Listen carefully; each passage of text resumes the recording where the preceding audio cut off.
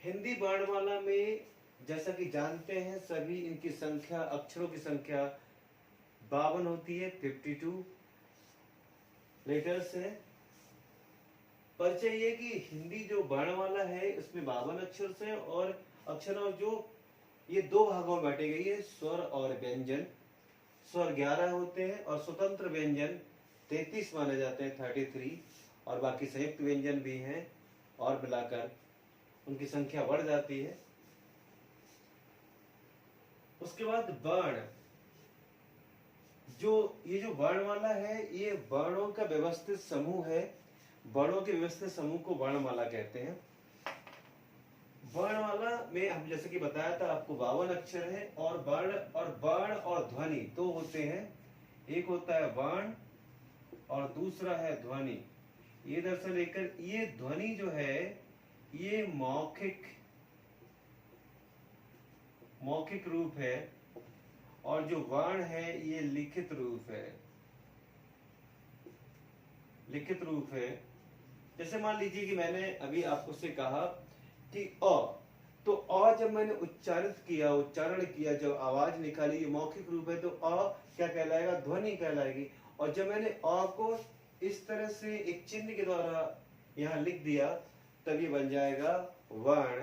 तो वर्ण लिखित रूप है और ध्वनि मौखिक रूप है। वर्ण किसे कहते हैं? तो जो भाषा है और उसकी सबसे छोटी इकाई वर्ण कहलाती है, और एक और कहा जाता है कि इसके हम टुकड़े नहीं कर सकते, उसे हम वर्ण कहते हैं। और ध्वनि क्या है? भाषा का सबसे छोटी रूप लेकिन मौखिक, उसे ध्वनि कहते हैं। हमने जाना परिचय, संख्या, ध्वनि, अक्षर। अब देखिए हम आपको बताते हैं अक्षर और हमारा वर्ण, वे दोनों में अंतर है। अक्षर और वर्ण में क्या अंतर है हम आपको समझाते हैं। एक शब्द देखिए, इसमें अक्षर जो है, वर्ण सबसे छोटी इकाई, उससे बड़ा अक्षर है, इसको सिलेबल कहते हैं इंग्लिश में। तो मान लीजिए एक शब्द है राम जी को। अब राम को हम अगर कहेंगे तो उसमें रा और प्लस मा, राम, ये दो अक्षर हैं,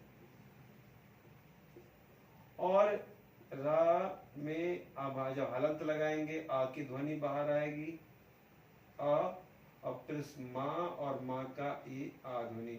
तो 1 2 3 4 इसमें ये वर्ण है। तो वर्ण कितने? 4 हैं। अक्षर कितने? 2 हैं। तो जो अक्षर है वो वर्ण से बड़ा होता है अक्षर। अंतर क्या होता है? ये वर्ण की सबसे छोटी इकाई है और ये स्वतंत्र होती है। वर्ण स्वतंत्र इकाई होती है। अक्षर स्वरों की सहायता से बोले जाते हैं, इसलिए हिंदी वर्णमाला को अक्षरात्मक कहा जाता है। इसमें स्वर मिला होता है। तो याद रखना, अक्षर का मतलब है, अक्षर वह है जिसमें स्वर और प्लस व्यंजन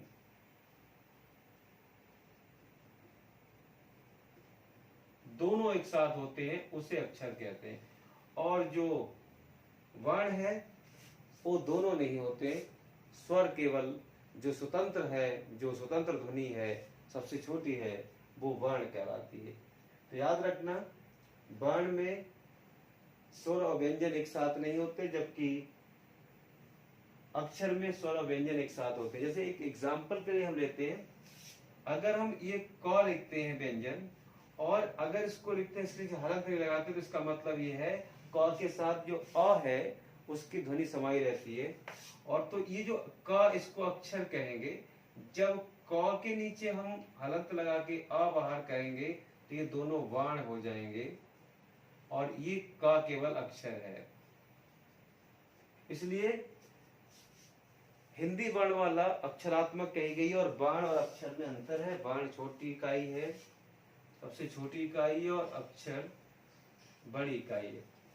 यहाँ पर एक चीज और समझनी जो बहुत एग्जाम में पूछा जाता है कि अर्थ की सबसे छोटी इकाई, जो अर्थ है उसकी सबसे छोटी इकाई, अर्थ की सबसे छोटी इकाई जो है वो शब्द होती है, क्योंकि मीनिंग शब्द देता है।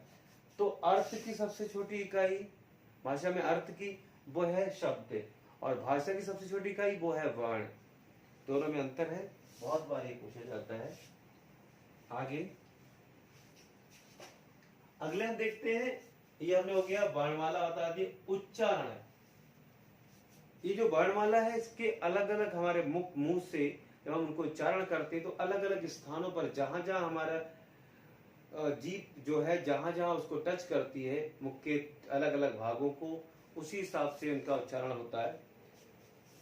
तो जो हम एक साथ जानेंगे स्वर और व्यंजन का उच्चारण, ये पूरा का वर्ग कहलाता है। तो ये का वर्ग कंठ से उच्चारण होता है, कंठ से, और इसके साथ में कंठ से ये दोनों स्वर ये भी कंठ से होते हैं, और ये पूरा भाग कंठ से होता है। उसके बाद कंठ से ये आहा, ये भी कंठ से होता है उच्चारण, और यहाँ पर हमारा ये हा, ये भी कंठ से उच्चारण होता है हा। तो हमने बताया था कि कंठ से उच्चारण होने वाले आ, आहा और हा और ये पूरा का वर्ग हमारे कंठ से उच्चारण होते हैं। इनका उच्चारण हम कंठ से करते हैं, इसको समझेंगे। उसके बाद में हम आगे बढ़ते हैं और हम देखते हैं दूसरा ये वाला, ये तालु से, इसका उच्चारण तालु से होता है, इसको तालब भी कहते हैं। और इसके साथ में ये दोनों ई, ये भी तालु से उच्चारण होती हैं, इनको तालब भी कहा जाता है। और एक आगे ये तालु से उच्चारण होता है, और इसी में हम ये जो अंतस्थ व्यंजन में या है ये तालु से होता है, उच्चारण होता है। और यहाँ जो शा है ये भी तालब्य कहलाता है। ये शा और या दोनों तालब्य हैं, ये तालु से हम उच्चारण करते हैं शा और या को। और ई, और हम स्वरों में ई को उच्चारण करते किससे, तालु से, और हमने कंठ वाला बता दिया। अब आगे बढ़ते हैं, ये जो है टा वर्ग, इसको टा वर्ग कहते हैं। और टा वर्ग जो उच्चारण होता है वो होता है मूर्धा, मूर्धन्य, मूर्धा मतलब मुख से मूर्धन्य कहते हैं। और इसमें हमारा है मूर्धा कहलाता है, ये मुख से उच्चारण होता है। और इस मूर्धा में मूर्धन्य क्या क्या होता है, ये टा वर्ग पूरा मूर्धन्य होता है। और टा वर्ग के साथ में ये जो हमारा ऋषि है ये भी मूर्धा होता है, मूर्धा होता है ऋषि। और हमारा ये शा, षटकोण, ये भी मूर्धा है, ये भी मूर्धा से उच्चारण होता है मुख से, ये शा, इसको भी मुख से उच्चारित करते हैं। तो मूर्धा ये पूरा टा वर्ग मूर्धा है, ऋषि मूर्धा है, और यहाँ आपका ये शा मूर्धा है, मुख से उच्चारण तो मूर्धन्य कहलाते हैं। आगे बढ़ते हैं, ये हमारा ता वर्ग है। ता वर्ग का उच्चारण हम किससे करते हैं, उसके आगे जाएंगे, और ता वर्ग को उच्चारित करते हैं, ये कहलाता है दंत, ये दंत कहलाता है,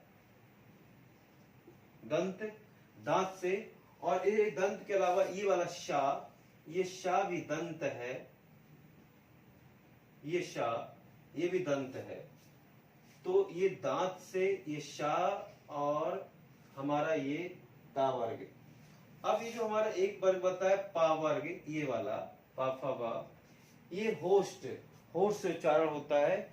पा वर्ग को हम ओष्ट कहते हैं, ओष्ट उच्चारण होता है इसमें, देखिए ये कहलाता है ओष्ठ, ओष्ठ, और होठों से होता है इसका उच्चारण, ओष्ठ कहलाता है। ये पूरा पा वर्ग होठ से होता है। उसके अलावा ये दोनों ऊ, ये भी ओष्ठ होते हैं, ओष्ठ से उच्चारण होता है ये ऊ, दोनों ऊ और हमारा पूरा पा वर्ग ये होठों से उच्चारित होते हैं। तो ये जो हमारे कुछ चीजें हैं हमें ध्यान रखना है। अब हमारा दो अक्षर और बचते हैं, इधर देखिए। अब जो पंचमा अक्षर बचते हैं ये वाले, ये पांचों अक्षर, उनके इसके अलावा ये अंग,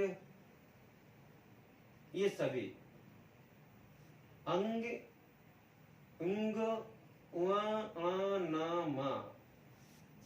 तो 1 2 3 4 5 और 6 ये सभी अक्षर नासिका से, नाक से, तो इनको नासिक्य कहते हैं, इनको नासिका भी कह सकते हैं। ठीक है, ये नासिका से होते हैं, इनको नासिका कह सकते हैं। नासिका से ये उच्चारित होते हैं, ये वाले, ये सभी अक्षर नाक से उच्चारित होते हैं, नासिका करते हैं, ये वाले इसको उच्चारण कर सकते हैं। हम जितना भी समझेंगे पूरा प्रैक्टिकल इस वर्णमाला से समझेंगे, तब समझ पाएंगे कौन सा अक्षर कहाँ से उच्चारण होता है। अब एक और अक्षर बचता है यहाँ पर आपका वा। ये जो वा है, इस वा को हम किससे उच्चारण करते हैं? दंत और होस्ट दोनों से, दांत और होठ दोनों। तो ये जो है ये दंत और प्लस होस्ट, ये मैं शॉर्ट में लिख रहा हूं, दंत और होस्ट से ये वा उच्चारण होता है। दांत और होठ दोनों को मिलाकर ये वा का उच्चारण करते हैं। उसके अलावा कंठ और तालु से ए आए, यहाँ बचता है ये वाला ए और आए, ये दोनों हमारा कंठ से और प्लस तालु, कंठ और तालु से ये दोनों उच्चारण होते हैं। कौन सा? ए और आए, कंठ तालु से उच्चारण होते हैं ए आए। अब बचता है ओ आओ, ये होठ और कंठ। ओ आओ किससे? होस्ट और कंठ। तो ये जो है ये इसमें भी कंठ होता है और कंठ के साथ में होस्ट, होठों से और कंठ से ये वाला, कंठ और होठ से ये वाला ओ आओ होता है। ये जो हमारा पूरा हमने जो आपको बताया कि जो वर्णमाला का उच्चारण है कहां कहां से और किस भाग से किया जाता है, उस तरह से हमने समझाया। तो ये उच्चारण स्थान होते हैं जिस